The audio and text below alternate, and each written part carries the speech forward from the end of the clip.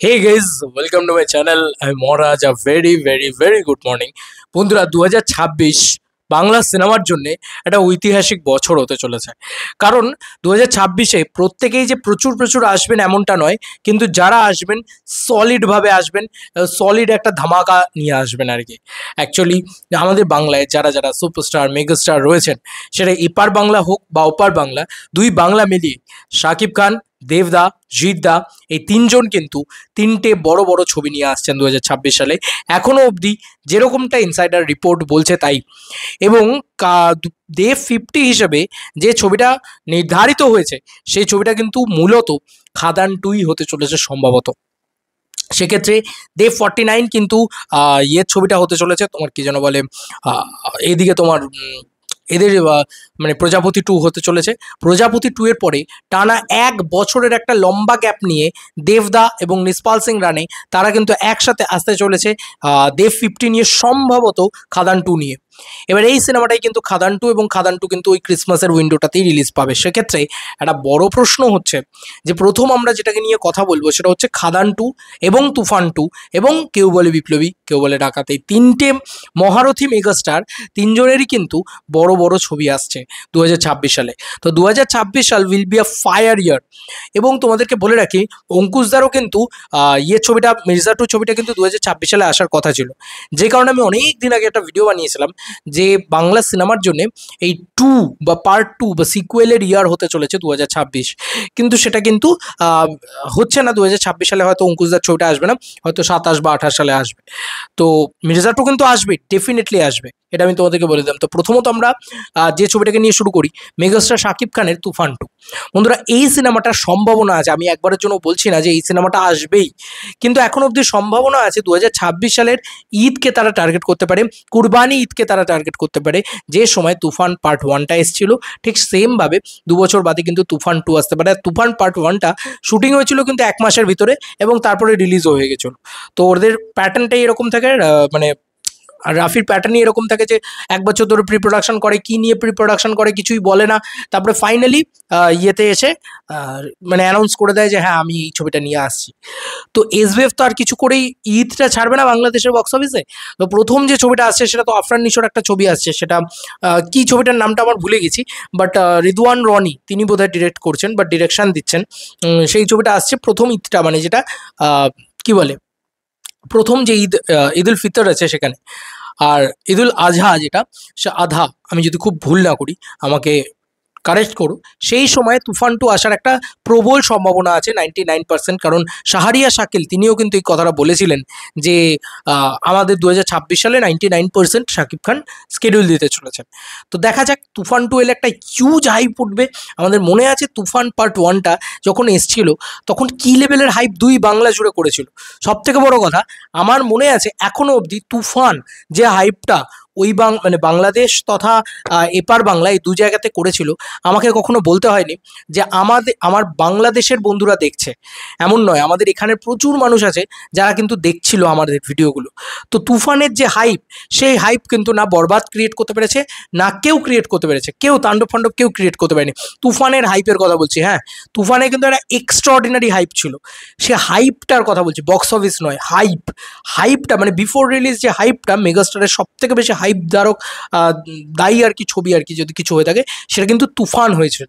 তো তুফান 2 যখন আসবে, ওর যা হাইপ হবে, ঠিক আছে, ওর যা ক্রেজি ব্যাপার স্যাপার হবে, ঠিক আছে, সেইটাই একটা নেক্সট লেভেলে গিয়ে পৌঁছাবে। গানগুলো ভালো হওয়া চাই। তুফান পার্ট 1-এর গান যা হয়েছিল, আজ অবধি বাংলাদেশে কোনো গানই ওই লেভেলে যায়নি।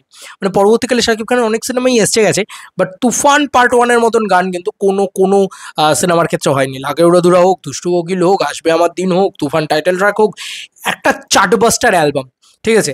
সেটা কিন্তু রাফি নিজেই আর কোনোদিন রিপিট করতে পারেনি। মানে তাণ্ডবের গানগুলো মনে রাখার মতন না, আমরা তো শুনি না এতদিন বাদে, বাট তুফানের গানগুলো দেখো কানে বসে আছে।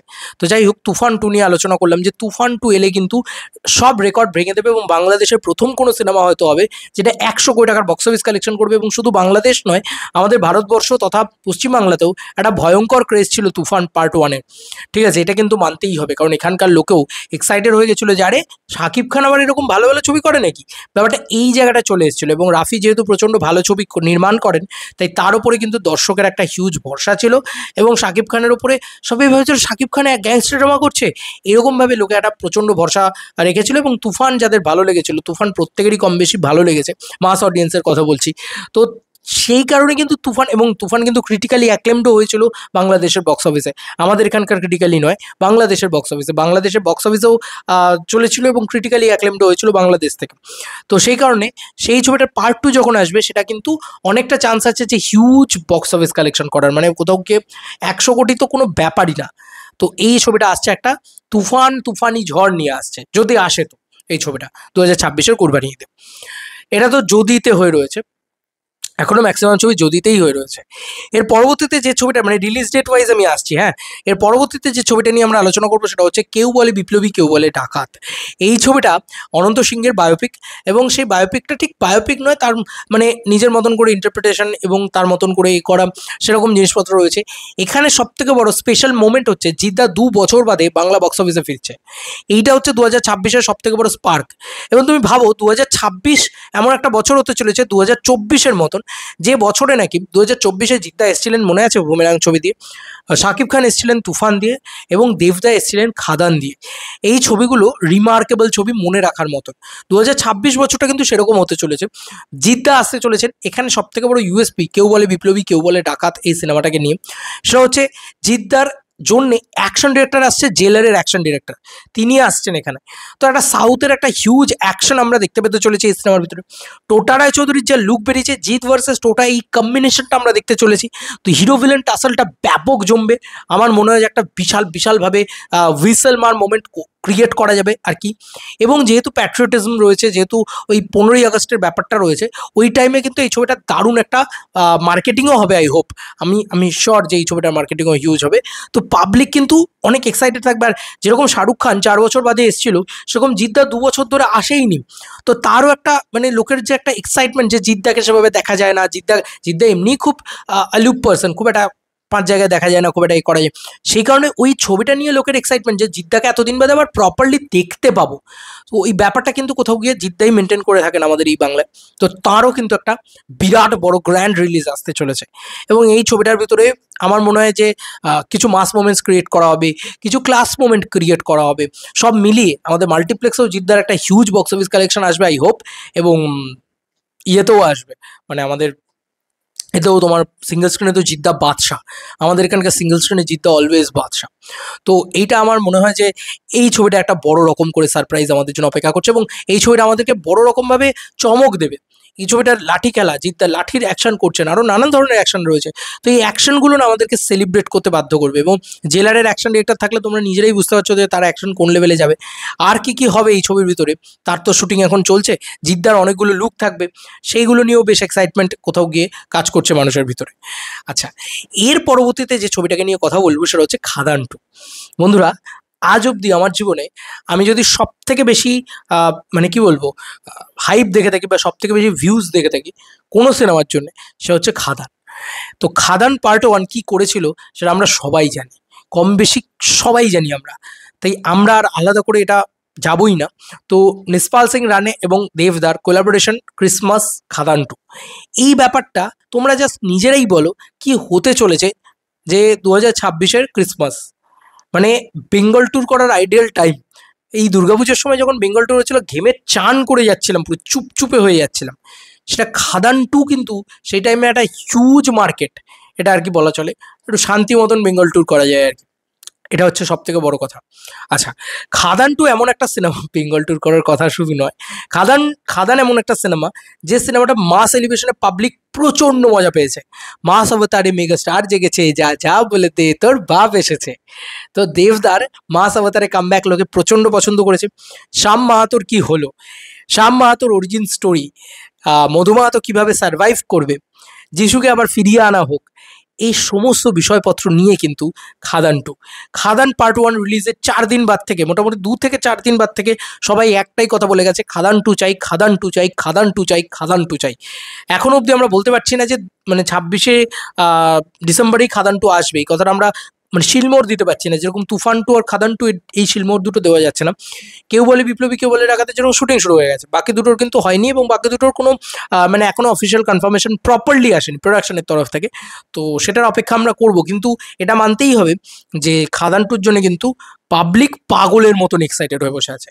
মানে বাংলাদেশে যদি তুফান টুর জন্য পাবলিক পাগলের মতন এক্সাইটেড হয়ে বসে থাকে, আমাদের এখানে হচ্ছে খাদান টুর জন্য। যে ভাই একটা সিনেমা দিয়ে দেবদা ফাটিয়ে দিয়েছিল, ফাড়কে রাখ দিয়ে, চিরকে রাখ দিয়ে পুরো একদম। এবং সেখানে ডায়লগ, সেখানে গান, কিশোরীর মতন গান, সেখানে পাবলিকের নাচ, পাবলিকের উৎসব এবং সেলিব্রেশন। আজকে রঘু ডাকাত দিয়ে এটা মানতেই হবে যে সেই সেলিব্রেশনটা কিন্তু হয়নি যে সেলিব্রেশনটা খাদান দিয়ে হয়েছে। স্বাভাবিক ব্যাপার, খাদান ফ্যামিলি নিয়ে ব্যস্ত আছি বলে কী ভাবেছিস, অ্যাকশনটা ভুলে গেছি, ওটা তোমারই কাজ।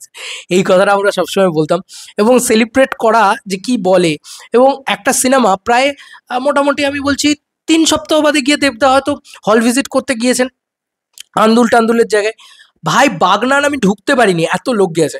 তো এইটা হচ্ছে real hype, the real craze, দেবদা হল ভিজিট করতে যাচ্ছেন যখন। তো এইটা হচ্ছে একটা কমার্শিয়াল ছবির ক্রেজ। কিশোরী ওই ভাইবসটা, ঠিক আছে, ব্যাপকভাবে ওয়ার্ক করে গেছিলো খাদান, ঠিক আছে। এবং খাদান ইন টার্মস অফ ফিল্ম অনেক বেশি এন্টারটেনিং ফিল্ম ছিল, অনেক বেশি স্মার্টলি ফিল্ম ছিল, এবং ওই বলে না যে ঝাপঝাপ ঝাপঝাপ করে বেরিয়ে যাচ্ছে, কোনো বোরিংনেস নেই, ঠিক আছে। সেলিব্রেট করার মতন সিনেমা ছিল, মানে আলাদা লেভেলের সেলিব্রেশন হয়েছিল। খাদান দিয়েই তো আমাদের মার্কেটটা রিভাইভ করে যে আমরাও কমার্শিয়াল ছবিতে দাঁড়াতে পারি, এই কথাটা। তো খাদান যা যা করেছে, খাদান টু তার দ্বিগুণ লেভেলে কিছু করতে পারে, তার সেই পোটেনশিয়াল আছে যদি ভালোভাবে, আমার মনে হয় যে লেখা ভালোভাবে, গল্প ভালোভাবে, ডিরেকশন সব কিছু যদি যায়, তাহলে এরকমটা হতেই পারে যে ক্রিটিক্যালি অ্যাক্লেমড ছবিও হয়ে গেল এই ছবিটা, ঠিক আছে, এটাও হতে পারে। এবং ক্যারেক্টারগুলো যেহেতু খুব খুব পছন্দ হয়েছিল পাবলিকের, প্রচণ্ড প্রিয় ক্যারেক্টার হয়ে গেছিলো, স্পেশালি শ্যাম মাহাতো। তো শ্যাম মাহাতোকে দেখলে পাবলিক চরম খুশি হয়ে যাবে, মানে জাস্ট দেখলেই চরম খুশি হয়ে যাবে। আর মিউজিক যেহেতু পুরোনো পার্টের মিউজিকগুলো ব্যবহার করতে পারবে, হে হে হে হে, ভাই আমি এখনো কানে বাজছে, রাধা রানী হোক বা ইয়ে, মানে কি ছিল ওটা, একটা এক্সপিরিয়েন্স, ঠিক আছে খাদান। তো খাদানের পরবর্তীতে দেবদা কিন্তু out and out mainstream ছবি বা আউট অ্যান্ড আউট মাস ছবি যেটাকে বলে। রঘু ডাকাত একটা ট্রাই ছিল, বাট একরকম অন্যরকমভাবে সেটাকে প্রেজেন্টও করা হয়েছে, মানে সেটা পিওর মেন স্ট্রিম নয়, মানে সেখানে একটা কিশোরীর মতন গান থাকবে না, সেখানে একটা এ থাকবে না, ঝিলমিল লাগাটাই হয়েছে, বাট কিশোরী নয়, ঠিক আছে, ওই একটা ব্যাপার ছিল কোথাও গিয়ে। তো নাচ গান, অ্যাকশন, রোম্যান্স, কমেডি সব কিছুর একটা পাওয়ার প্যাকটা মিশেল যেটা, সেটা কিন্তু খাদান টু। এবং খাদান টু এর স্টোরি প্রেডিকশন এই ওই সেই হ্যানা ত্যানা কত কিছু হয়ে রয়েছে। তো খাদান টু নিয়েও পাবলিক চরম এক্সাইটেড। তো এই সিনেমাটা যখন আসবে বক্স অফিসে একটা হিউজ রেকর্ড করবে। প্রথম পার্টটার 26 কোটি টাকার ব্যবসা করেছিল, পরের পার্টটা এক্সট্রা অর্ডিনারি ব্যবসা করার একটা জায়গা কিন্তু কোথাও গিয়ে রাখছে আমার মনে হয়। সিনেমা তো আমরা বানাবে, মানে আমরা বানাবো না, যাই হোক দেবদা বানাবেন, বাকিটা দর্শক বলবে। এবার ফাইনালি আমার লাস্ট দুটো কথাই বলার, সে হচ্ছে 3টে মহারথী সুপারস্টার মেগাস্টার আমাদের আছে, শাকিব খান, দেবদা, জিৎদা, এই 3জন আছেন আর কি, 2 বাংলা মিলিয়েই বলছি। এই 3জনেরই কিন্তু বড় বড় ধামাকা আসতে চলেছে। এই 3জনেরই এই সামনের বছরে 2026 সালটায় বড় রিলিজ হতে চলেছে, বড় ধামাকা আসতে চলেছে। আমি যদি ছেড়েও দিলাম, আমি তুফান টু ছেড়েও দিলাম, শাকিব খানের তো প্রিন্স আসছে, প্রিন্সও তো অন্যতম বড় ছবি, তাই না? তো শাকিব খানের প্রিন্সটাও কিন্তু প্রথম ঈদে আসছে, শাকিব খান ঈদ ছাড়েন না কখনো। তো প্রিন্স আসছে, প্রিন্স ভালো ছবি হবে হয়তো, বিরাট ছবি হবে হয়তো। তবে আমাকে যদি বলো, আমি বলবো যে মানে তুফান টু যদি একবার চলে আসে না, সেটার যে হাইপ হবে সেটার ধারে পাশে আমার মনে হয় না আর কারোর হাইপ হবে। এটা হচ্ছে একটা সত্যি কথা শাকিব খানের। এবং আমি যদি দেবদার ক্ষেত্রে বলি, খাদান টু এর একটা হিউজ হাইপ হবে। এবং জিদ্দার ক্ষেত্রেও এই যে কেউ বলে বিপ্লবী, কেউ বলে ডাকাত, এই সিনেমাটারও একটা হিউজ হাইপ হবে, because of action, because of ওই লাঠি খেলা, জিদ্দার লুক ইত্যাদি নানান কিছু হতে পারে, ঠিক আছে।